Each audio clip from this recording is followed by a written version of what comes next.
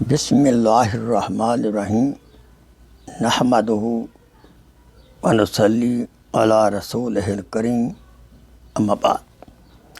میرے محترم بھائیوں، دوستوں، بزرگوں اور میری اسلامی بہنوں اور جوانوں، موبائل کے نقصانات کے بارے میں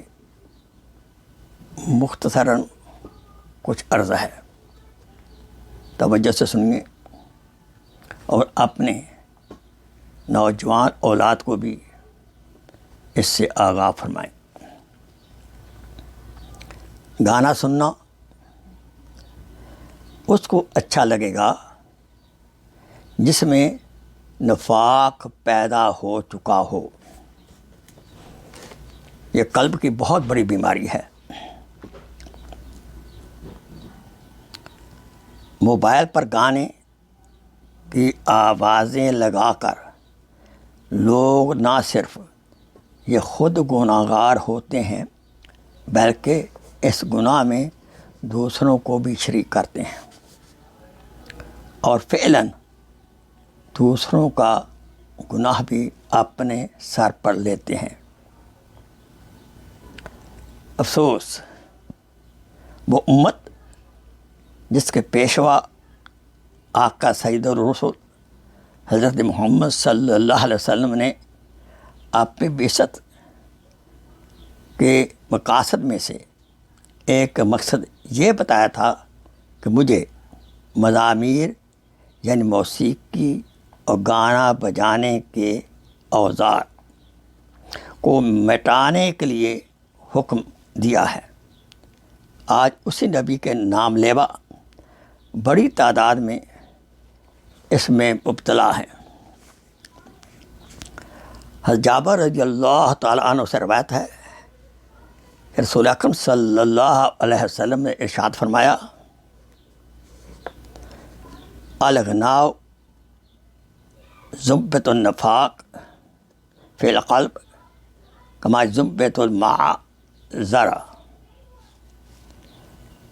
ترجمہ یعنی گانا دل میں نفاق کو اسی طرح پیدا کرتا ہے جس طرح پانی کھیتی کو اگاتا ہے۔ اس حدیث پاک سے معلوم ہوا گانا سننا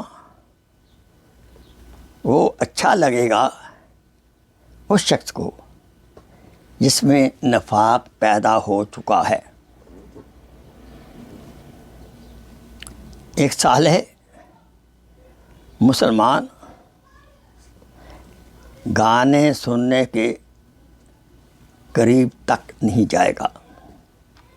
اچھے ماشاءاللہ دین دار کہلانے والے مختلف ہیلے بہانے سے گھروں میں ٹی وی رکھتے ہیں اور ان کے پاس موبائل بھی ہوتا ہے۔ یہ دونوں چیزیں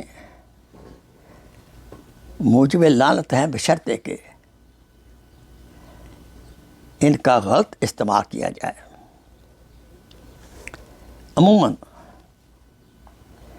جس گھرانے میں ٹی وی ہوگا حیا کا جنازہ نکل ہی جاتا ہے۔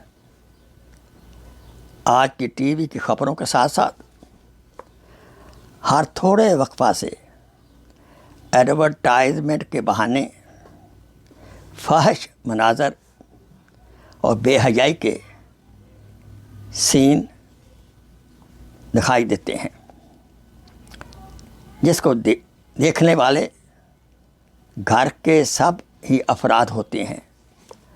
بچے کیا، بوڑھے کیا، نمازی کیا، حاجی کیا، بیٹی کیا، غرض حیا کی جگہ بے حیائی نے لے لی ہے اور کیمرے والے موبائل نے تو آ کر اور بھی زخم پر نمک چھڑکنے کا کام کیا ہے۔